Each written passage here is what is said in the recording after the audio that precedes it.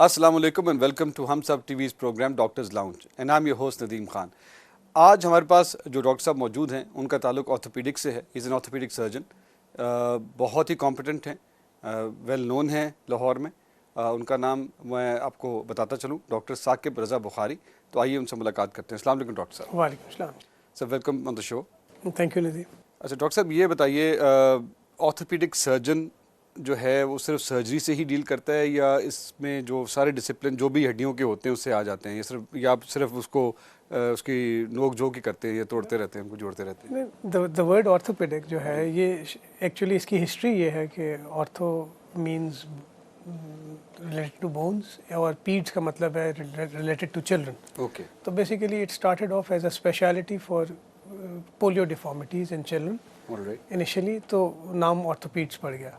हम डील जो करते हैं हम तमाम स्केलेटन से डील करते हैं, उसकी मेटाबॉलिक डिजीज़ से भी करते हैं, उसकी सर्जिकल ट्रॉमा जो होता है ट्रॉमेटिक फ्रैक्चर्स उनसे भी करते हैं, डिजेनरेटिव जो प्रोसेसेस हैं उनसे भी करते हैं, और जो प्रिवेंटिव इसका एस्पेक्ट है जो आजकल which is the most in thing, उससे भी we also deal with that कि जी आप पहले प्रिवेंट कर लें बीमारी के होने से पहले उसको कि वो ना हो।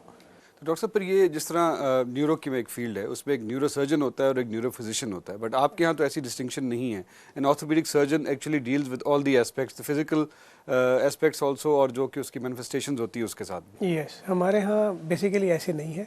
न्यूरो फिजिशियन और न्यूरो सर्जन की डोमेन्स डिफरेंट है। न्यूरो फिजिशियन जो है वो डील करता है नर्वस सिस्टम के साथ, उसकी डिजीज़ के साथ, और जो न्यूरो सर्जन है वो उसके बेसिकली उन एलिमेंट्स के साथ डील करता है जिसमें सर्जिकल इंटरवेंशन करके कोई चीज़ ठीक की जा सके या ना की जा सके। हमारे यहाँ इस तरह से अभी ये डिवीज़न नहीं आई है, बट ये है कि because it's expanding speciality, it has expanded into multiple other disciplines like joint replacement surgery, like bone elongation surgery, like spinal surgery. So it is expanding into tumor surgery. तो bones के अपने aspects हैं, वो medical और surgical को हम अलग नहीं कर पा रहे, हम उसकी different और तरफ branches निकालनी शुरू हो गए। So it's going in a different direction, but that's how it is. Right. As per your description, doctor साहब, आपने बताया कि ऑर्थोपीडिक्स जो है उसमें चिल्ड्रन से वो एक चीज़ डिवाइस की गई, क्योंकि पीडिक्स मींस पीडियाट्रिक्स का मतलब जो हिस्सा आता है चिल्ड्रन का। So how did that and how does that work? उस पे कैसे लोग काम करते हैं? Basically it all started back in time, 200 years back, 300 years back. Bones का तो पता ही नहीं था इंसानों को, बोन्स तो टूट जाती थी, फिर उसको कोई पहलवान शलवान उस वक्त के कोई, जैसे आप समझ लें जैसे हम जिनको आज क्वैक्स बोलते हैं, उस टाइम पे देवर द रेलेवेंट हुक्मा जो करते थे वो अपनी कॉमन सेंस के मुताबिक बोन्स को सीधा रख देते थे। कभी जुड़ जाती थी, कभी नहीं जुड़ती थी, कभी एम्पुटेशंस हो जाती थी, तो बट कभी गैंग्रीन्स बन जाती थी। बट जो ज़्यादा स्पेशलिटी डेवलप हुई वो we should give credit to polio. ना पोलियो जो थी वो एक ऐसी बीमारी थी जो बच्चों में होती थी, तो इट यूज ग्रोइंग स्केलेटन में it use to give certain deformities. घुटने टेढ़े हो गए, टांगें टेढ़ी हो गई, स्केलेटन टेढ़ा हो गया, उसकी वजह से एक certain speciality came into existence उन बच्चों को मैनेज करने के लिए। But the canvas was so vast कि जो जो उसमें हम जाते गए, वो करते गए, लोग अपनी जाके यूज़ करते गए, उन्होंने देखा इसकी तो इम्प्लीकेशन हर एज पे आ रही है, बच्चों में भी आ रही है, ख़वातीन में भी आ रही है, बड़ों में भी आ रही है, यंग लोगों में भी आ रही है, और अब तो हम elderly, it's a whole like, so it started off as a bud and now it has grown into a full, इसको आप कहते हैं फील्ड कह लें, या पूरा आप इसको एक पूरा कह लें, जैसे गार्डन बन गया, डिसिप्लिन ही अलग हो गया, पूरा डिसिप्लिन ही अलग हो गया। It has its own now multi discipline, जो इसके अपने स्मॉलर डिसिप्लिन हैं। So I think that's how world is progressing also. World भी तो फोकस करती जा रही है, प्रोग्रेस करती जा रही है, चीज़ों को छोटा करके, मिनिस्कल करके उन पे स्पेशलाइज करती जा रही है। डू यू थिंक ये इसलिए तो नहीं है कि कुछ पैसे बनाने के नए तरीके जो फार्मास्यूटिकल इंडस्ट्री ढूंढ रही है कि वो हर चीज़ को माइनस्क्यूल करती जा रही है और उसमें और फर्दर स्पेशलिटीज़ निकालती जा रही है? देखिए, लेट्स बी वेरी ऑनेस्ट, जो जिसको आप कहते हैं ना पैसे बनाने के तरीके, हम उसको कहते हैं कॉर्पोरेट कल्चर। कॉर्पोरेट कल्चर ने दुनिया को बहुत डेवलप किया। आप ये देखिए कि पहले एक ही कारपेंटर था, वो सोफ़ा भी बना लेता था, कुर्सी भी बना लेता था, घर भी बना लेता था। अब ऐसे नहीं है, अब स्पेशलाइज्ड हो गए। सो ये कहना हमारी तरफ से थोड़ा सा गलत होगा या बायस्ड होगा कि उसने पैसों के लिए ऐसे किया है कि अब कुर्सी वाला अलग कर दिया है, सोफे वाला अलग कर दिया। मे बी वो भी एक एलिमेंट होगा इसके अंदर, लेकिन होता ये है, देखा ये गया है, and I think all of you will agree with me, कि जो आदमी जो काम बार बार करता है वो उसमें मोर प्रोफिशेंट हो जाता है, और जो आदमी जो काम कम करता है उसमें वो थोड़ी उसकी प्रोफिशेंसी लेवल कम होता है। It's more of a learning curve. आप गाड़ी चलाना सीखते हैं, आपको बहुत अच्छी गाड़ी के मैकेनिक्स पता है, लेकिन आपने गाड़ी कम चलाई है, आपके आवर्स कम है गाड़ी की ड्राइविंग में, आप इतने अच्छा ड्राइवर नहीं बनेंगे। You put in more hours, you will become a better doctor driver. साहब, लेकिन इसमें एक पॉइंट है ना, आप जैसे कहा स्पेशलाइजेशन आ जाती है। अब एक बंदा जिसने ऑटोमेटिक गाड़ी चलानी सीखी है, अगर उसको गलती से अगर मैनुअल चलानी पड़ जाए तो वो नहीं चला सकेगा। नहीं, तो he is not specialised for that. जबकि मैनुअल वाला जो है, he can go into the domain of the automatic as well. अच्छा, इसमें भी हल्की सी डिबेट की जा सकती है कि जो मैनुअल वाला है उसको भी एकदम ट्रांजिशन इतनी आसान नहीं लगेगी ऑटोमेटिक की, उसकी भी कई दफ़ा टांग गलत तौर पे क्लच को ढूंढना शुरू कर देगी। ठीक है, उसको भी थोड़ी सी ट्रेनिंग चाहिए होगी ऑटोमेटिक को चलाने के लिए। But yes, automatic is a more easier technology, manual is a more difficult technology. बिल्कुल। लेकिन कॉन्सेप्ट ये है कि वर्ल्ड नॉर्मली ना, जो एरो है ना टाइम का, वो it flies from past to future. बिल्कुल सही। तो आप देखते हैं कि टांगा चलाना मुश्किल है बजाय मैनुअल कार के, कार चलानी मुश्किल है बजाय ऑटोमेटिक कार के। So this is how it is. तो नेचुरली जो आदमी ऑटोमेटिक चला रहा है वो एक बेटर टाइम में पैदा हुआ है, एक ऐसे टाइम में पैदा हुआ है जब ऑटोमेटिक कार्स बड़े आराम से अवेलेबल हैं। उसके लिए शायद मे बी मैनुअल चलाना डिफ़िकल्ट होगा। ऐसी है जैसे आप एक सेटन प्रोग्राम कर रहे हैं। मतलब एक बंदा जो ऑर्थोपेडिक सर्जन है वैसे वो, लेकिन बहुत सारे ऑर्थोपेडिक्स के बाकी डिसिप्लिन्स को भी देख सकता है, बिकॉज उसने वो अपनी बेसिक्स उसी में स्पेशल की हुई है। It all depends on which country you live in. Had it been America or the first world, not the first world, America or a couple of other countries, वहाँ पे हम और स्पेशलाइज्ड हो गए। आप स्पाइन के लिए स्पाइनल सर्जन के पास जाएंगे, आप पीड्स की प्रॉब्लम्स के लिए पीडियाट्रिक ऑर्थोपेडिक सर्जन के पास जाएंगे, आप जॉइंट रिप्लेसमेंट के लिए सिर्फ वो सर्जन ही जॉइंट रिप्लेसमेंट कर रहा होगा। बट ये एग्जैजरेंस या इंडल्जेंस जो है ना, ये थर्ड वर्ल्ड अफोर्ड नहीं कर पाती। इधर प्रॉब्लम ये है कि once you sit in the hospital, तो आप वहाँ ये नहीं कह सकते जी मैं तो सिर्फ जॉइंट रिप्लेस करता हूँ, मैं ये नहीं करता। तो you really need to know your whole business. But yes, there are places जहाँ पे you need to know your limitations. बिल्कुल ठीक है कि जी I'm not really trained to do this, so I will not do this. But by force in Pakistan we have to actually touch into every aspect. जिसका अगर आप एक surgeon हैं orthopaedics के, आपको फिर हर उसकी चीज़ को देखना पड़ेगा जो से रिलेटेड है। अच्छा डॉक्टर साहब, आपने शुरू में मेंशन किया क्वैक्स के बारे में या पहलवानों के बारे में या जलाओं के बारे में, जो भी लोग हम इसके लिए सिंपलर वर्ड यूज़ कर लेते हैं जी, प्रिमिटिव मेडिसिन। चलिए, आप उसको प्रिमिटिव मेडिसिन, आज की वो प्रिमिटिव मेडिसिन है, बट लेट्स से आज से 20 साल 25 साल 30 साल पहले भी, 100 years will go back into the time, तो वो लोग ही जो हैं वो उस ज़माने के ऑर्थोपेडिक सर्जन हुआ करते थे। और वो अभी भी, अगर आप उसको तो छोड़ दें, आज के 21वीं सदी के अंदर भी आपको लोग मिलेंगे जो कि पहलवानों के पास जाके अपने गुट, हड्डियाँ, शोल्डर्स वगैरह जो है वो ठीक करवा रहे होते हैं। What is that? I mean, आप उसको कैसे देखते हैं, बिकॉज वो डायरेक्टली रिलेटेड है आपकी फील्ड से। Okay, let's start. Life is all about probability. Probability जो है ना, वो बताती है कि what results are gonna come out. Statistics is a full science now. अभी हम ये कह सकते हैं कि अगर हम एक अच्छी सड़क पे एक अच्छी गाड़ी के अंदर ट्रैवल करके इस स्पीड पे चलेंगे तो हम इतने टाइम में इस जगह पहुंच जाएंगे। प्रोबेबिलिटी टेल्स अस कि 99% चांस है कि हम यहाँ पहुंच जाएंगे, बट येस, ब्रेकडाउन्स कहना का। बट अगर आप ये सब कुछ छोड़ देंगे, ट्रैक भी सही नहीं होगा, आपकी जो कन्वेंस है वो भी ठीक नहीं होगी। वो आपने कहा जी मैंने गाड़ी में नहीं बैठना, मैं तो मेरे वालिद जो थे और मेरे दादा जो थे वो टांगे में बैठते थे, मैं भी टांगे में बैठूंगा। तो नाउ द टांगा एंड द सड़क और उसकी प्रोबेबिलिटीज़ में आपके प्रोबेबिलिस्टिक चांसेस सही जगह पहुंचने के कम हो जाएंगे। अच्छा, दूसरा ये है कि it's a developing science. Humans जो हैं वो कॉन्स्टेंटली अपने आगे, जो उनके आगे अंधेरा है उससे लड़ रहे हैं और नई नई चीज़ें शेप आउट कर रहे हैं। अब you know, we don't know everything, we all know that कि it's a big mystery, life is a big mystery. आज हमने जॉइंट रिप्लेसमेंट निकाल लिए, कल हो सकता है हम कोई पूरा इंसान ही डेवलप कर लें किसी तरीके से उसके, बट आज नहीं हम कर सकते। आज हम कैंसर को ठीक नहीं कर सकते, कल हो सकता है हम कैंसर ठीक कर लें। आज से कुछ अर्सा पहले हम मलेरिया को ठीक नहीं कर सकते थे। आज any doctor sitting in a small hospital can give 4 tablets और मलेरिया ठीक हो जाता है। द कॉन्सेप्ट इज़ ये फैसला अब आपने करना है कि आपने किस टाइम में रहना है।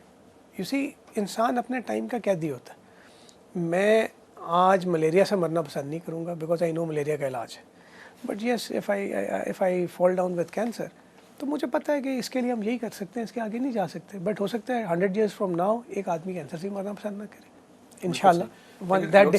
सो ये है जो आप जो क्वाक्स या जो प्रिमिटिव में, this is a thing of the past now. We should look towards the present and the future. जब एक दफ़ा गाड़ी आ गई तो हम फिर घोड़े पे ट्रैवल नहीं करते। घोड़े को हम लेजर के लिए, स्पोर्ट्स के लिए, रेसेस के लिए यूज़ कर लेते हैं, बट वी डोंट। लेकिन डॉक्टर साहब ये बताइए कि how many percent of cases do you get जो कि एक पहलवान के या आपके it's a very very good question. कितने आते हैं आपके पास जो खराब किए देखिए हुए मैं आपको बताऊँ 100% आते हैं।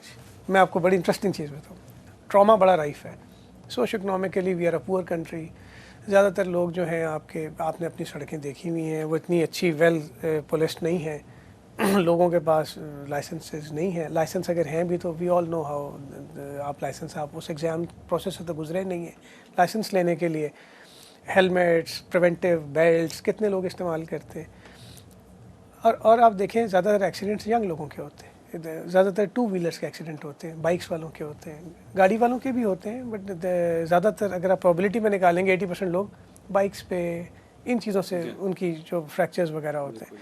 अच्छा, अब ये तमाम डोमेन जो है ना, they can either go to a quack for primitive medicine or they can come to the latest hospital और कहें जी हमें लेटेस्ट जो अभी आज के दिन की टेक्निक है हम पे वो आजमाइए।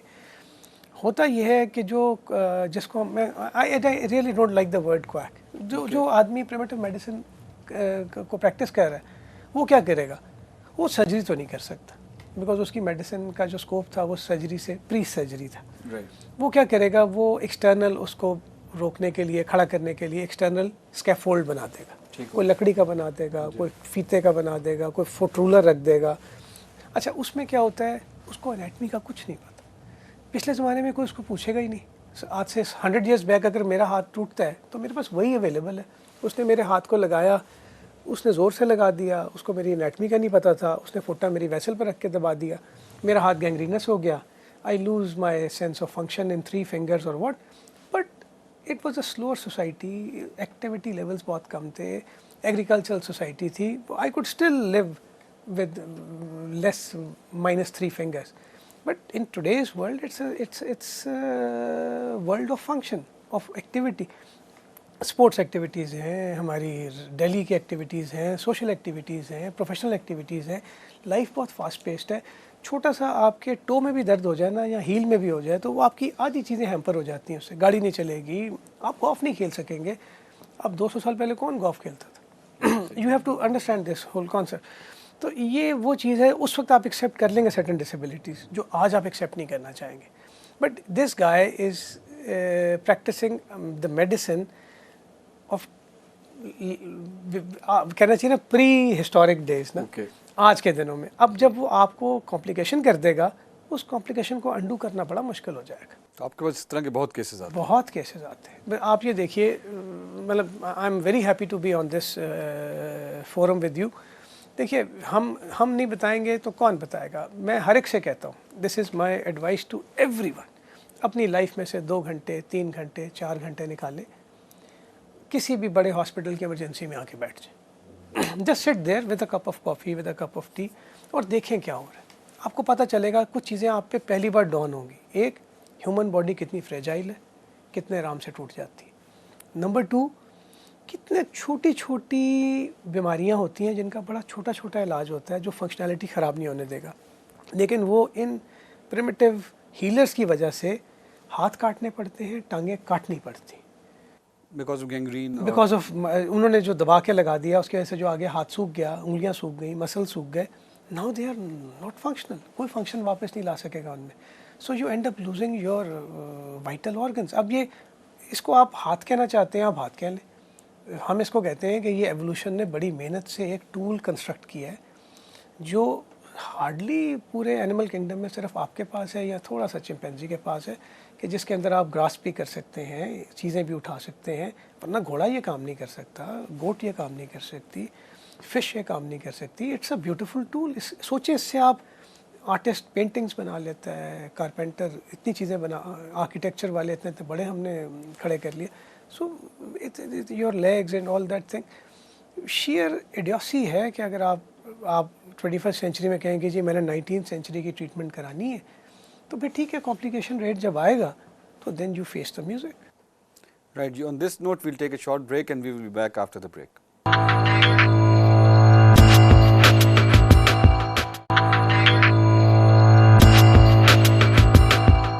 Welcome back from the break. नाजरीन, हम बहुत एक इंटरेस्टिंग कॉन्वर्सेशन इस वक्त कर रहे हैं विद डॉक्टर साकिब रज़ा बुखारी, जो कि एक ऑर्थोपेडिक सर्जन है. डॉक्टर साहब, अब हम पीडियाट्रिक्स की बात कर रहे थे, तो बच्चों में ऑफ कोर्स एक तो प्रॉब्लम पोलियो की आती है, जो कि डिफॉर्मिटी हो जाती है बिकॉज ऑफ दिस वेरी मूजी मर्ज जिसको हम कहते हैं.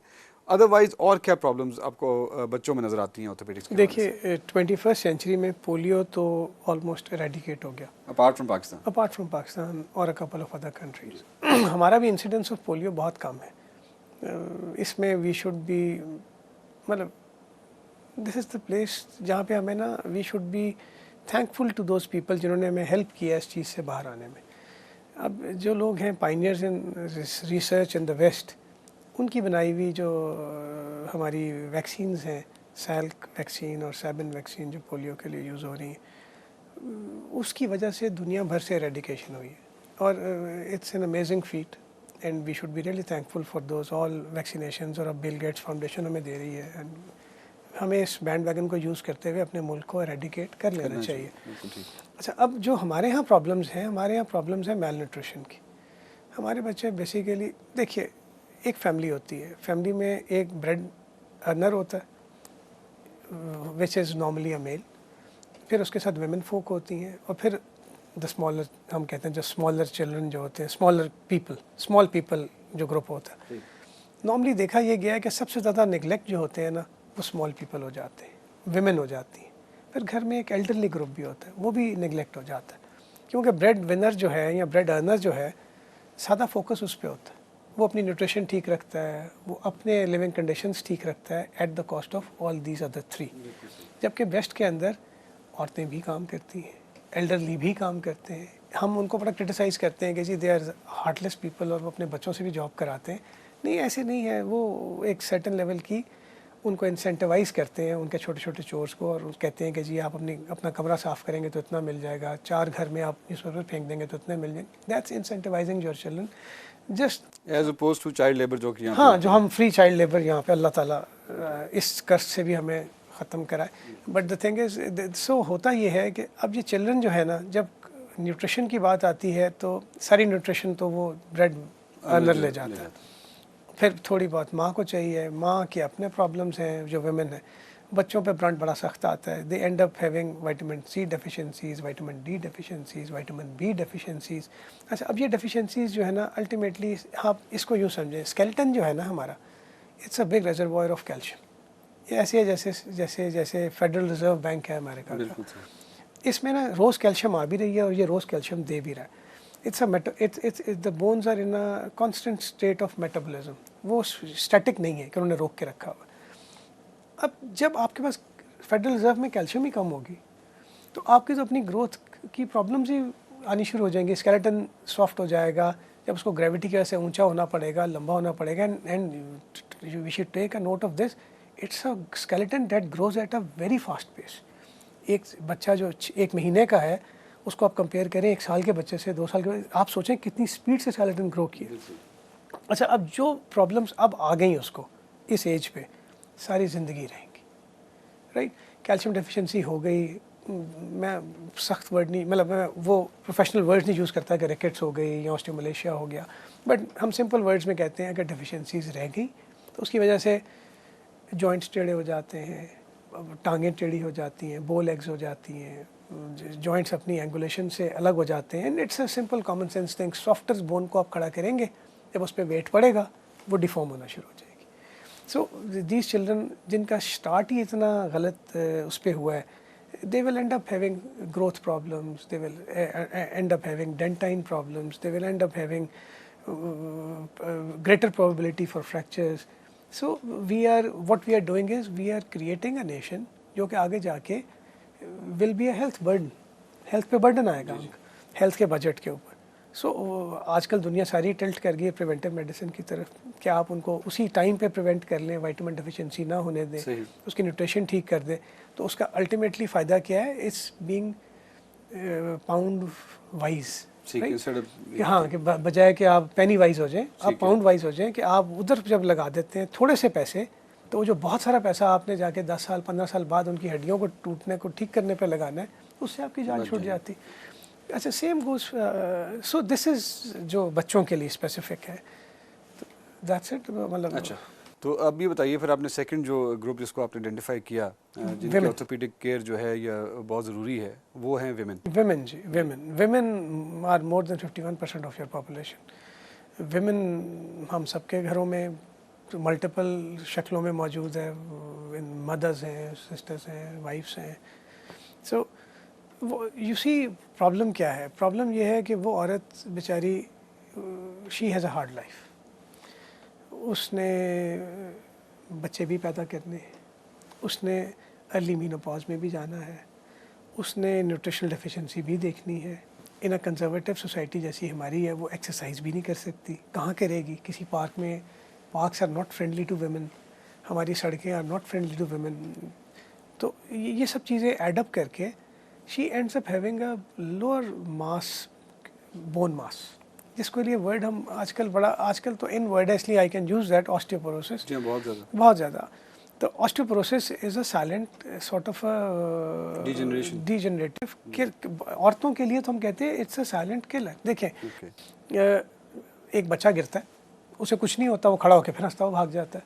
वही एक औरत खड़ी होती है एक सर्टेन एज के बाद, अपने ही वजन से उसकी हड्डी टूट जाती है, और वो हड्डी जो टूटती है that leads directly to her mortality उस एज पे। This happens. सो अब जो हमारी बुक्स कहती हैं, जो हमारी तमाम प्रिवेंटिव टेक्निक्स कहती हैं, वो ये कहती हैं कि दो लोग हैं, दो ख़वातीन हैं, या इवन इसमें मर्द भी आ जाते हैं, मर्द भी एक सर्टेन एज के बाद ऑस्टियोपोरोटिक हो जाते हैं, कि दो लोग हैं एक ही एज के, एक गिरा, उसका हिप टूट गया, बट उसको बेहतरीन मेडिकेशन मिली, उसको विद इन 5 डेज़ आपने ऑपरेट करके खड़ा कर दिया। और एक दूसरा था उसके साथ वाला जो उसी एज का था, उसका हिप नहीं टूटा, वो नहीं गिरा। अमेजिंग चीज़ ये है कि आफ्टर 2 और 3 ईयर्स अगर आप स्टडीज़ को देखें तो आप देखेंगे कि जो इन लोगों के हिप्स टूटे हैं, मैं डराना नहीं चाहता, बट उनमें से मोर्टेलिटी रेट्स जो हैं वो 30% लोग आपको नहीं मिलेंगे after 3 years. And this is in seniors mostly? Seniors mostly. हम ऑस्टियोपोरोसिस यंग लोगों की बीमारी नहीं है। I will just give you an example, doctor साहब, आपने बड़ी relevant बात की है। Somebody I know, she is an old lady, fell down, उनका एक hip टूट गया, एक दफ़ा तो उन्होंने ठीक कर दिया, she fell down again and broke her other hip। तो जब वो ऑपरेशन के लिए गई तो एनेस्थीसिस्ट ने रिफ्यूज़ कर दिया, उसने कहा जिनकी एज बहुत ज़्यादा है, मैं तो ये रिस्क ले नहीं सकता। तो जो ऑपरेटिंग डॉक्टर थे उन्होंने कहा जी क्या फ़र्क पड़ता है, इस तरह भी तो उसे के मरेंगी, तो अगर वो एनेस्थीसिया में चली जाती है तो कितनी अच्छी बात होगी। Now this seems very harsh on the surface, but इस पे आपका क्या ओपिनियन है कि आप अगर इस डिलेमा में होते तो आप क्या कहते?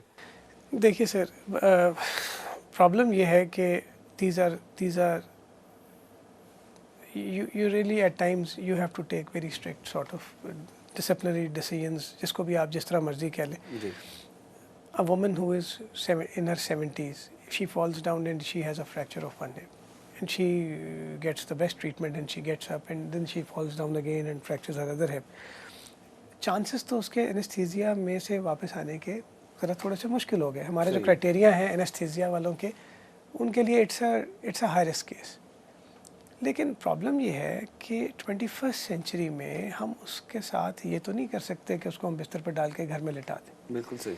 This is like giving her a verdict of like you know, आपने तो प्रैक्टिकली उसको यूथनाइज ही कर दिया। बिल्कुल जी, एग्जैक्टली। ठीक है। अच्छा, अब एक चीज़ पे तो हम बड़े फोकस्ड हैं कि हमने ऑपरेट तो करना ही करना, हमने जोड़ना तो जोड़ना ही। Now we have to really think कि हमारे एनेस्थेटिस्ट वाली जो कम्युनिटी है उसमें क्यों उसने कहा था कि मैं इसको एनेस्थीसिया नहीं दे सकता। बिल्कुल सही। क्या उसके पास सर्टेन इक्विपमेंट नहीं थी? क्या सर्टेन कैपेबिलिटीज़ नहीं थी उसके ऑपरेशन थिएटर में? बिकॉज अगर वो हैं तो ये चीज़ पेशेंट को बता के हाई रिस्क कंसेंट लिया जा सकता है। Okay, but then again it boils down to the consent from the patient's वर्सा या patient नहीं, himself. Patient himself. अगर पेशेंट बेचारा किसी वजह से खुद नहीं दे सकता, only then from the next of kin जो है। लेकिन ये है कि ये फॉर श्योर है कि आप मतलब स्टार्टिंग फ्रॉम मी, मैंने अपनी लाइफ में जितनी भी की है चीज़ सारी, मैंने एक चीज़ देखी है, जिन लोगों को हम समझते हैं बेवकूफ़ हैं, जिन लोगों को हम समझते हैं एजुकेटेड नहीं हैं, no, people are very wise about themselves. जब उनको बैठ के समझाया जाता है ना कि देखें, ये प्रोबेबिलिटी कहती है कि अगर आप ऑपरेट नहीं कराएंगे तो ये रिज़ल्ट्स हैं, अगर आप ऑपरेट कराएंगे तो ये रिज़ल्ट्स हैं। हाँ, ऑपरेशन के ये नुकसान या ये ख़तरे हैं। मैंने देखा है कि सब लोग वो ख़तरे लेते हैं। लोग लेते हैं इंस्टेड ऑफ बीइंग बेडरिडन, हाँ, instead of they understand, they are not. हमारे यहाँ ना, this is also a very, ये बड़ा अजीब सा सब्जेक्ट है, मैं टच करने लगा हूँ, हल्का सा टच कर लेते हैं। हमने देखा है यहाँ पे अपनी प्रैक्टिस में कि यहाँ पे ना एक अजीब सा कॉन्सेप्ट है। यहाँ पे मरीज़ के साथ जो लोग हैं ना, उसके बच्चे, उसके बहन भाई या उसके वालिदैन, वो कहते हैं मरीज़ को नहीं बताना, हमें बता दो, मरीज़ डिसाइड ना करे, हम डिसाइड करेंगे। ये गलत है, this is wrong medical jurisprudence.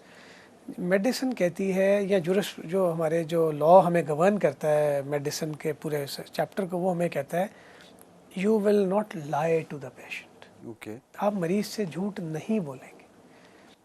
Not on even on humanitarian grounds. आप there is no humanitarian ground ही ये है कि आप उससे झूठ नहीं बोलेंगे। ठीक है, if he is dying you telling him that he is dying. If he or she is, Allah ना करे, dying, तो then you sit with her or him and tell them this is the problem, we are really very sorry, we can't really do something about it right now, you have so much time to live and sort out your matters in this world. This is the best thing that you can do for that one person. अगर आज मेरे पे भी ये वक्त आ जाए तो I would love that doctor जो बैठ के मुझे बता दे कि डॉक्टर साहब आपके पास 2 घंटे रह गए, मैं उस 2 घंटे में बड़ा कुछ कर जाऊँगा। डॉक्टर साहब, फिर कमिंग बैक टू दैट, अब इस स्टेज पे हम अपनी जो वुमेन फोक हैं, ये जो घर की ख्वातीन, उनको लाएं ही क्यों? कि उनके पोस्टरपोसिस की वजह से उनके, मैं आपको ये तो बता रहा था कि जब गोरे ने ये चीज़ देखी ना कि जिसकी हड्डी टूटती है वो तो 3 साल जिंदा रहता है, उसमें से 30% लोग जिंदा नहीं मिलते 3 साल बाद, और जिसकी नहीं टूटती वो 10 साल बाद भी फिर रहा होता है। तो उसने कहा जी कि हम हड्डी टूटने ही क्यों दें, simple common sense question. So they came up with all these machines जो डेक्सा स्कैन करती हैं, ड्यूल एनर्जी एक्सरे एब्जॉर्प्शोमेट्री स्कैन्स हैं, वो बेसिकली वो आपके ना उन बोन्स का लेती हैं स्कैन जो which are more probability wise more probable कि वो फ्रैक्चर हो जाएंगे ऑस्टियोपोरोसिस से, और वो बता देती है कि इसके अंदर बोन मिनरल डेंसिटी इतनी है। ठीक हो गई। अच्छा, उसके मुताबिक दवाइयाँ अवेलेबल है। अच्छा, लेकिन ये चीज़ घर बैठे नहीं मिलेगी आपको, इसके लिए आपको you have to come to a clinic, you have to go to your orthopedic surgeon, you have to go to your primary clinician, जिसके पास ये नॉलेज हो गई, चीज़ें अवेलेबल हैं, और वो आपसे कहे जी आप इस एज में आगे हैं और आप ये टेस्ट कराइए। आप देखें ना specialities, right, coming back to your first question कि जी ये कहीं इकोनॉमिक बेस के ऊपर तो हमने स्पेशलिटीज़ डिज़ाइन नहीं की हुई, नहीं। आप देखें बच्चों के लिए पीडियाट्रिशियन होता है, 1 साल से छोटे बच्चों के लिए बाहर न्यूरोलॉजिस्ट होता है। अच्छा, जो इंटेंसिव केयर में होते हैं उनके लिए इंटेंसिविस्ट होते हैं, जो नॉर्मल होते हैं उनके लिए मेडिकल स्पेशलिस्ट होते हैं, जो लोग क्रॉस कर जाते हैं and come to their old age उनके लिए जीरियाट्रिक्स होते हैं, जीरियाट्रिक फिजिशियंस होते हैं। ये बेवकूफ़ों पे नहीं, हमने हर बंदे की रिक्वायरमेंट डिफरेंट है, हर एज के लिए बीमारियाँ, उनकी डोजेज, दवाइयों की डोजेज, इट इज़ डिफरेंट। अच्छा, आप प्रिवेंटिवली जितना अच्छा ये मैनेज कर सकते हैं आप और मैं नहीं कर सकते। मतलब सपोज मैं ऑर्थोपेडिक सर्जन हूँ, मैं I admit this thing in front of everyone, but मेरा बच्चा जब 1 साल से छोटा होगा, he doesn't need an orthopaedic surgeon, he needs a neurologist, ताकि उसकी वैक्सीनेशन ठीक हो, उसकी वो चीज़ ठीक हो। मेरे पास सिर्फ ये है कि उसकी हड्डियों के साथ कैल्शियम, विटामिन डी और विटामिन सी के लिए मैं उसका लुक आफ्टर कर लूँगा, देखने के लिए। पोलियो से बचा लेंगे उसको, बट पोलियो से बचाने का मेजर जो जोर है वो न्यूरोलॉजिस्ट के ऊपर है।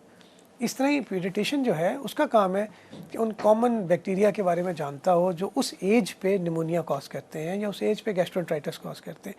I, being an orthopedic surgeon, will not treat my child. But Dr. Saab, then how does one reach you, and on what stage does one reach you? Because अगर किसी ने रेफर ही नहीं करना, ये तो कभी बड़ा हमारे यहाँ होता नहीं, डायरेक्टली आप एक कंसल्टेंट के पास चले जाएं, जंप करके। पहले आप अपने लोकल डॉक्टर के पास जाते हैं, फिर वो अगर आपको रिकमेंड करे या ना करे, आइडेंटिफाई कर सके या ना कर सके प्रॉब्लम, तभी आपके पास वो बंदा आएगा। I agree with you. देखिए 21st सेंचुरी ने हमें बड़े टूल्स दिए, उसमें एक टूल उन्होंने हमें इंटरनेट भी दिया। It's a amazing tool. अच्छा, जैसे गूगल सर्च इंजन है, अब I know people in our community also, they are developing amazing engines, medical engines also, जो कि आपकी हेल्प करने के लिए टूल्स अवेलेबल हैं कि आपने कहाँ जाना है, आपने कहाँ नहीं जाना। देखें वो आपको गलत तरफ भी भेज सकते हैं। जी हम डॉक्टर गूगल इसको हम कहते हैं। हाँ, गलत तरह भी भेज सकते हैं, लेकिन प्रोबेबिलिटी में चांसेस हैं कि आपको वो नॉलेज दे रहे हैं अबाउट। देखिए, मुझे कारपेंटर्स का नहीं पता। सपोज़ मैं आज बैठ के सोचता हूँ कि मैंने सोफ़ा भी लेना है, मैंने एक टेबल भी ख़रीदनी, तो I go to a tool on net and I write कि I want to buy this thing. वो मुझे सर्टन सर्च इंजन्स निकाल देता है कारपेंटर्स के, उसमें मैं देखता हूँ, no this is my duty. ये नॉलेज है जो बाहर पड़ी हुई है। सम हाउ मेरा बिलीफ है लाइफ के बारे में कि जब आप किसी चीज़ को सीख करते हैं, वो चीज़ भी आपको सीख करती है। When you go out and you try to find a good carpenter, आपने उस पर ज़रा सा इन्वेस्ट किया, आपने टाइम से इन्वेस्ट किया, आपने अपनी एनर्जी से इन्वेस्ट किया, बैठ के उन 4 बटनों को दबाया, प्रोबेबिलिटी टेल्स मी कि चांसेस आपके अच्छा कारपेंटर ढूंढने के ज़्यादा हैं बजाय उस बंदे के जो पहली दुकान देख के घुस जाएगा और कहेगा जी मुझे आप ये बना दें। तो ये जो है ना, सर्च इंजन्स, इंटरनेट, हमारे पास अब स्मार्टफोन्स हैं, हमारे पास टैबलेट्स हैं, फैबलेट्स हैं, हमारे पास कंप्यूटर्स हैं। गो टू योर कंप्यूटर्स, बच्चे को कुछ हो जाता है, start coughing, right it on Google कि जी the child has cough in a 4-year cuff in a 4-year-old, whom should I contact in Pakistan? It will tell you something. लेकिन doctor साहब ये तो आपने कहा ना कि whom should I contact, हम तो ये नहीं देखते। जो हम जाते हैं नेट पे हम कहते हैं cough, how should it be rectified, हम तो ये देखना शुरू कर देते हैं ना। नो सेल्फ मेडिकेशन, मतलब यकीन करें, इस चीज़ को यकीन से सोचिए कि इवन डॉक्टर्स भी, एक प्रैक्टिसिंग डॉक्टर जो 30 साल 40 साल प्रैक्टिस कर लेना, वो भी दवाइयों के सारे इफ़ेक्ट्स को नहीं अंडरस्टैंड कर सकता। अल्लाह की बनाई हुई मशीन बहुत अमेजिंग है, life is inherently very amazing. और याद रखिए, जिस बंदे ने जो चीज़ ज़्यादा की हुई है, जस्ट ट्रस्ट हिम और हर कि वो आपके लिए फ़ायदा करेगा। I will come back to this after the break. Doctor साहब से बड़ी इंटरेस्टिंग कॉन्वर्सेशन ऐसे पहले भी आपको मैंने बताया था चल रही है, तो we'll be back and we'll take on this subject right from here ji.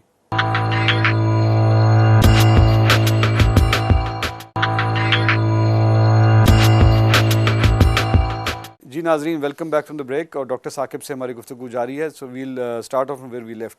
Doctor साहब, आप तक पहुंचने के लिए अगेन, अब जो बंदा गूगल, तो हम तो ज़ाहिर है उस पर अपनी सेल्फ एनालिसिस करके अपने सेल्फ मेडिकेशन करना शुरू कर देते हैं, लेकिन एक कॉम्पिटेंट डॉक्टर तक पहुंचने के लिए हमारे मुल्क में, जिस तरह बाहर तो होता है जी कि प्राइमरी के पास जाते हैं, केयर हेल्प जो होता है आपका हेल्थ वर्कर, उसके पास जाते हैं, या डॉक्टर के पास जाते हैं, या उसके बाद फिर आप सेकेंडरी के पास जाते हैं, and eventually land up with the tertiary, यानी कि द कंसल्टेंट या द स्पेशलिस्ट। तो यहाँ तो ऐसा, हमारे एक ज़माने में एक डॉक्टर साहब हुआ करते थे जो अपना बैग लेके घर आपके आ जाया करते थे देखने के लिए। वो फैमिली फिजिशियन होते थे आपके, आप उसको हर चीज़ के लिए रिलाई करते थे, और वो फाइनली आपको बताता था कि जी नहीं, ये अब आपको हॉस्पिटल लेके जाना पड़ेगा। अब वो तो सिस्टम ही ख़त्म हो गया। We have now moved on to clinics and hospitals, there is no family physician in that sense. So how do we, किस तरीके से पहुंचेंगे आपके पास? देखिए, इस वक्त जो क्वेश्चन है ना आपका, प्राइमरीली अबाउट थर्ड वर्ल्ड, जी पाकिस्तान। जी पाकिस्तान। हमारे पास तो सच इस मुल्क में as such primary health care, secondary health care, tertiary health care अपनी एक्चुअल स्पिरिट में एग्जिस्ट नहीं करती। इवन प्राइमरी हेल्थ केयर में there are amazing very good doctors, but at the same time there are not amazing doctors.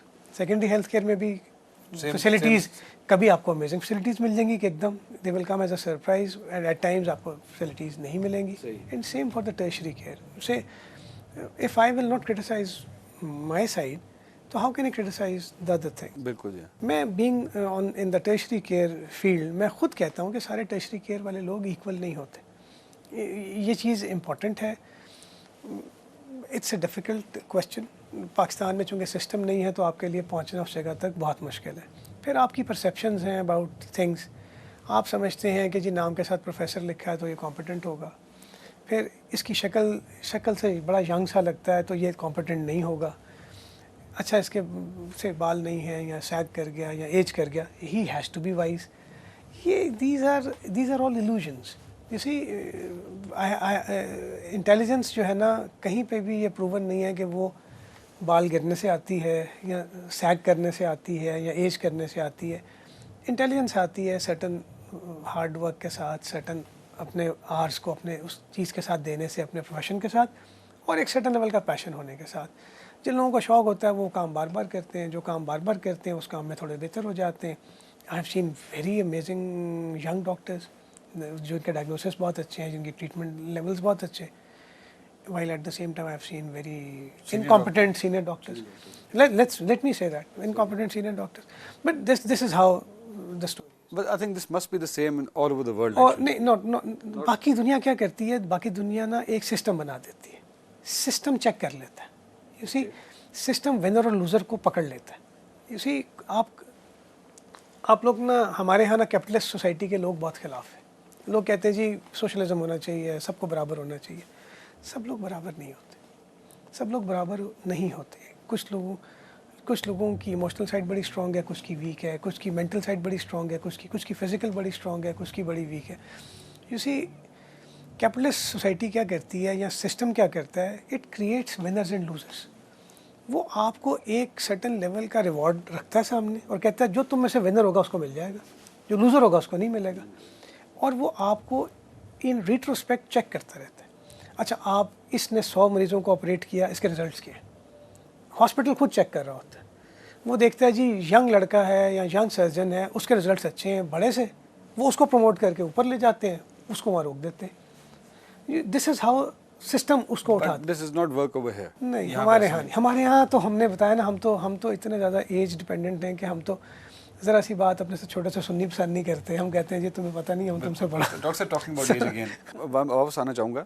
अब ये जो ख्वातीन, जो हमारी माएँ बहनें बेटियाँ जो घर पे बैठी हैं और दे आर उनको एक टेंडेंसी इवेंचुअली ये है कि उनको ऑस्टियोपोरोसिस के होने के चांसेस ज़्यादा हैं, उनको अभी ही से क्या स्टेप्स लेने चाहिए जो this is a very important question.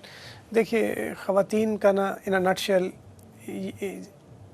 They start building up their bone mass when they are 13 years old. Okay, they keep on building their bone mass till they are 30. After 30 ये bone mass बना नहीं सकती, उनका जितना बनाएंगी उतना इनका calcium loss भी होता रहेगा। लेकिन एट मीनोपॉज ये कैल्शियम लॉस 8 times हो जाएगा because of the loss of oestrogen. So अब ये आपको हमें बेसिक मैकेनिक्स तो समझ आ गई पूरी चीज़ की। अब हम करें क्या? पहली चीज़, लड़की 13 साल की हो till 30 she should have a high athletic life. Okay, उसको एक्सरसाइज करनी चाहिए, उसको अपना बोन मास, ये वो दिन है जिसमें जितनी एक्सरसाइज वो करेगी उतनी उसके बैंक में, फेडरल रिजर्व बैंक में कैश ज़्यादा आएगा। बट हमारे यहाँ तो ख्वातीन के एक्सरसाइज के चांसेस बहुत कम हैं। We are coming to that. Number 1, number 2 certain diets है जिसमें हमारी वो भी गलत है। हमारे यहाँ है कि जी हम कहते हैं कैफ़ीन कम करें, नेचुरली बाहर अल्कोहल है, यहाँ तो अल्कोहल का नहीं है। फिर हम स्मोकिंग के बारे में कहते हैं, यंग एज में लोग स्मोक करना शुरू कर देते हैं।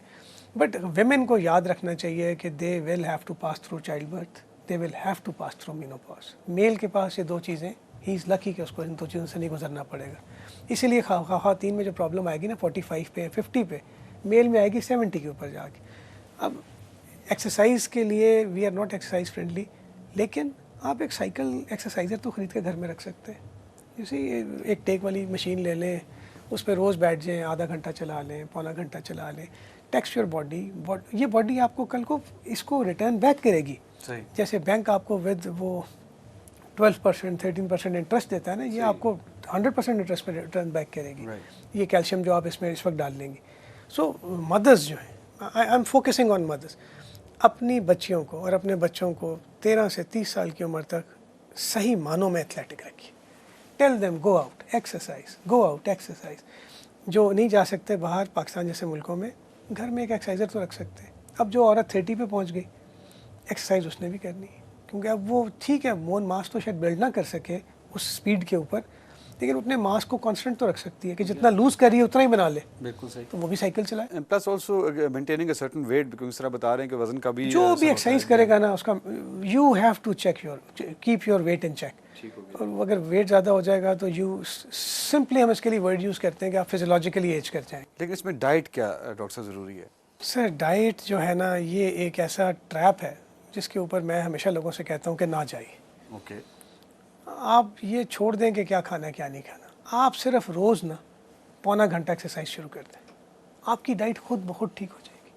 जब आपको पता होगा ना मैंने कल फिर 1 घंटा भागना है, 1 घंटा एक्सरसाइज करनी है, परसों फिर करनी है, I have to do it every day for the next 10 years 20 years 30 years, खुद ही आपके सामने जब खीर आएगी ना तो आप उसमें से 1 चम्मच खाएंगे। खुद ही आपके सामने कभी कोई चीज़ आएगी, आप अपनी इसको जो है ना, जिसको हम कहते हैं डिसिप्लिन ऑफ योर माउथ, इसको आप खुद ही इन चेक रखेंगे। Diet should be balanced. 3 diets के पैटर्न है, प्रोटीन है, फैट्स हैं, कार्बोहाइड्रेट्स हैं। कार्ब्स मोटा करते हैं, फैट्स मोटा करते हैं, प्रोटीन्स इतने आराम से मोटा नहीं करती। एक बैलेंस है, चाहिए तीनों है। लेकिन सर बैलेंस तो हो गया, बट वो तो एक आइडियल सिचुएशन होगी, लेकिन एक लड़की के लिए या एक माँ के लिए जो कि न्यूली ओके, मैं there are certain food fats हमारे मुल्क के। एक जो है ना, जिसके बारे में मैं बड़ी दफ़ा लोगों से कहता हूँ, न्यू मदर्स जो है ना, they go and we have a ritual which is called कि जी खातून आजकल चिल्ले में, उसमें ना उसको पंजीरियाँ और हाई कैलोरी डेंस फूड खिलाए जाते हैं। वो अपने ऊपर ना वेट गेन कर लेती है, ये वेट उससे नहीं उतरता इसके बाद। तो ख़वातीन को ना, एक तो ये जो कॉन्सेप्ट है ना कि जी मैं बच्चा पैदा करने के बाद मुझे पे हलाल हो गया है कि मैं पंजीरी खाऊं और मैं शहद पीऊं और मैं हाई कैलोरी खाने खाऊं, उसको सोचना चाहिए कि ये गलत है। इस तरह ही प्रेगनेंसी में ख़वातीन का ख्याल है कि जी जो फूड क्रेविंग्स हैं कि जी मुझे फूड क्रेविंग हो रही है तो मैंने तो आइसक्रीम खानी है, ये गलत है। आप जाके दुनिया भर की जो लीडिंग मॉडल्स हैं उनको देखें, सब बच्चे, हर जगह दुनिया में चाइल्ड बर्थ होती है, it's a physiological phenomena, it is not limited to the Asians only और टू आवर कंट्री ऑल्सो, ठीक है। आप उनकी प्रेगनेंसीज देखें, वो वेट गेन ही नहीं करती, बट उनके हमसे ज़्यादा हेल्दी बच्चे होते हैं। So we really need to go out and start searching around net पे, वेब पे। देखें अब दुनिया बहुत छोटी हो गई, अब हो सकता है आपको एक अक्लमंद आदमी अवेलेबल ना हो, आप नेट पे जाएं, नेट पे लिखें, आपको अक्लमंद लोग अवेलेबल हैं, आपको बात समझ आ जाएगी। सो वेट गेन नहीं करना, प्रेगनेंसी में जो वेट गेन आपने थोड़ा बहुत करना है ड्यू टू योर प्रेगनेंसी, वो आपका लूज़ हो जाएगा एट द टाइम जब आपका चाइल्ड बर्थ में से आप गुजरती हैं।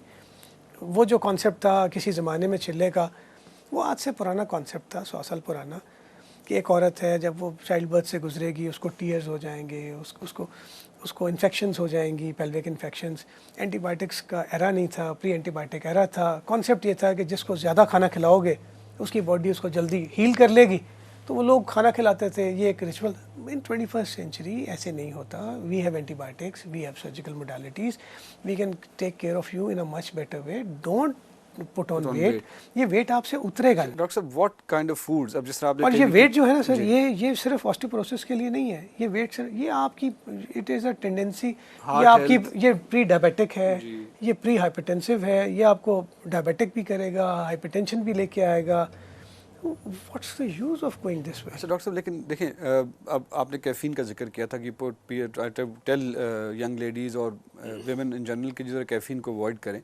अब जो सॉफ्ट ड्रिंक्स हैं इनका असर जो है वो आपकी बोन्स पे, पर्टिकुलरली वेमेन के बोन्स पे क्या होता है? बिल्कुल है जी। हम हमेशा कहते हैं जितनी फिजी ड्रिंक्स हैं, ये when they mix up with calcium in your food, they create certain, जैसे कैल्शियम आपके खाने में है और आपके उसमें जो आपने खाया कोक भी, उसमें ऑक्सलेट है, तो कैल्शियम ऑक्सलेट बना के उसको वो एक्सक्रीट आउट कर देगी। ये कैल्शियम आपके पेट में जो पहुंची थी, एब्जॉर्ब होने के लिए पहुंची थी, और आपने अपॉर्चुनिटी लूज़ कर दी एंड यू लॉस्ट इट, वो आपके एब्जॉर्प्शन नहीं हुई। सो ये ड्रिंक्स आपकी, and that applies to other caffeine oriented drinks like coffee and tea. Coffee, T, अच्छा इवन इंटरेस्टिंगली चपातीस, इनमें फाइटेट्स होते हैं। वो कहते हैं इसको कम खाएं इनको, ज़्यादा खाने वालों का कैल्शियम लॉस ज़्यादा होता है।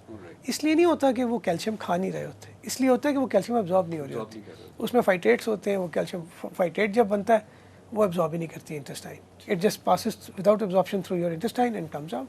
So this is how you really actually ना, इतना सारा कुछ आपको जानने की ज़रूरत नहीं है।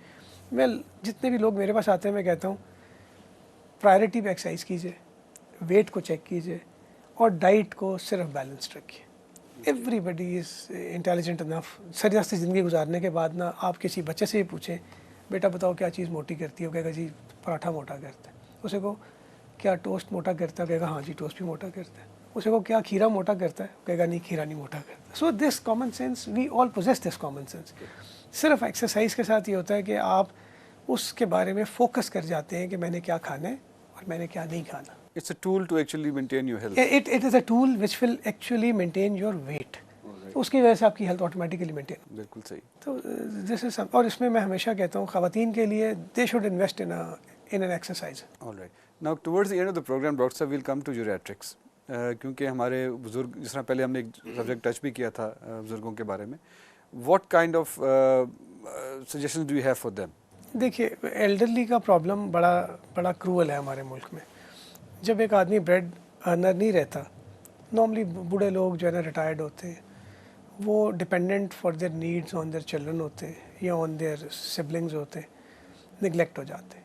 आप देखें नॉर्मली आप घरों में जाएं तो आपको यंग लोग तो भागते दौड़ते नज़र आते हैं, बट द एल्डरली किसी एक कमरे में लेटे हुए होते हैं, वो आपकी आंख उनको नहीं, वो ब्लाइंड स्पॉट्स पे चले जाते हैं घरों के। अच्छा, एल्डरली एज के सर्टेन प्रॉब्लम्स हैं, lack of sunlight, lack of exercise, lack of mobility, malnutrition, इनको डायरियाज हो जाते हैं बहुत जल्दी, इनकी इम्यूनिटी बहुत लो होती है, इनका जो पूरा स्पेक्ट्रम है बैक्टीरिया का जो इनको निमोनियाज कर सकता है वो टोटली डिफरेंट है। उसके लिए डिफरेंट वैक्सीनेशन है जो एज पे होनी चाहिए। ओके। मेल न्यूट्रिशन जो है वो लीड करती है बड़ी फेटलिटीज़ को इनके अंदर। तो ये चीज़ें सारी की सारी एल्डरली लीड जो करती है वो सेनिटरी फ्रैक्चर्स को कर देती है, CVAs जिनको हम कहते हैं, पैरालिसिस हो जाता है, हार्ट अटैक्स हो जाते हैं, और हम कहते हैं जी ये वेरी सैडली जी अल्लाह की ये मर्ज़ी थी। अल्लाह की ये मर्ज़ी शायद थी या नहीं, हम इस पर डिबेट नहीं कर सकते, लेकिन हम इस पर डिबेट कर सकते हैं कि क्या हमने अपने एल्डरली पॉपुलेशन को एक्टिव रखा, क्या हमने उनको से 3 मंथली और 6 मंथली और एनुअली मेडिकल चेकअप कराया, क्या हमने उनका ब्लड प्रेशर अगर था तो उसको सही तरह से मैनेज किया, उनका खाना जो था क्या उनको खाना हमने ठीक तरीके से दिया, क्या उनको अगर सनलाइट की ज़रूरत थी रोज़ 1 घंटे की 1.5 घंटे की तो क्या we took time out of your life और हम उनको बिठा के बाहर लेके गए और सनलाइट में हमने बिठाया। Yes, no, this is debatable. But doctor साहब इसमें तो आई थिंक बड़ा एक इम्पॉर्टेंट क्वेश्चन तो और है, दैट इज़ ऑफ इमोशंस। आपने क्या उनको इमोशनली उनको हैप्पी रखा, या आपने अपना कुछ थोड़ा सा टाइम निकाल के उनको इमोशनली आई एम श्योर आप अगर उनके साथ टाइम स्पेंड करेंगे तो emotionally they will be happy. जी हाँ। तो दिस इज़ वेरी इंपॉर्टेंट। तो ये है हमारे एल्डरली लोगों की प्लाइट, वो अपने लिए कह नहीं सकते। अगर उनका कोई इलाज होना है, देखिए चूँकि हम एल्डरली पे आ ही गए हैं तो मैं I will take some time out. Degenerative problems हो जाती हैं, डिजेनरेटिव आर्थराइटिस हो जाता है, नीज़ काम नहीं करते, दर्दें हो जाती हैं, लोग चलना फिरना छोड़ देते हैं, कमरों में बैठ जाते हैं। मैं हमेशा आपको एडवाइस करता हूँ कि जी कमरों में ना बैठे, लोगों को स्वेट आउट कराएं ताकि वो मेहनत करें। हमारा कॉन्सेप्ट क्या, आप यंग लोगों से मिले, यंग लोग घर बनाते हैं, कहते हैं ये हमारा डाइनिंग रूम है, ये हमारा ड्राइंग रूम होगा, ये हमारा बेडरूम होगा, ये हमारी जगह होगी जहाँ हम बैठ के ना चाय पियेंगे, ये जगह जहाँ हम संडे ब्रंच किया करेंगे। जब वही लोग बूढ़े होते हैं ना, उसी बेड पे सोते हैं, उसी पे खाना खाते हैं, उसी पे बैठ के टीवी देखते हैं, उसी कमरे में ज़िंदगी गुजारनी शुरू कर देते हैं, बेड्स बाथरूम के करीब कर लेते हैं। This is not life.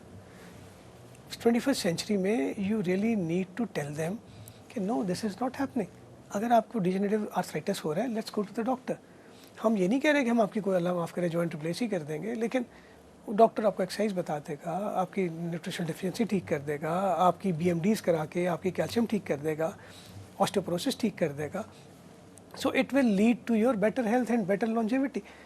लेकिन अगर आप बेड पे बैठ जाएंगे तो you will waste away, you will just waste away. Doctor osteoporosis का भी आपने जिक्र किया कि आप ठीक कर देंगे। Now this applies across the board from children till the elderly, so how do we actually do that, मतलब कैसे ठीक करते हैं? Osteoporosis is not a disease of the children, okay, it's a disease after a certain as.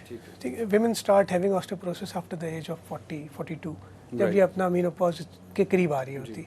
Mails का menopause जो है that hits them at when they are 70 और 72। But like you mentioned earlier कि अगर आपकी अच्छी बेस होगी, आपने अपने ख्याल किया होगा हेल्थ का in the early ages till 13 से आपने कहा जी कि ऑनवर्ड्स जो भी एज आती है, तो उसको मैनेज करने के लिए मैं पूछ रहा हूँ उसको आप कैसे मैनेज करेंगे? Early age exercise, early age dietary modification.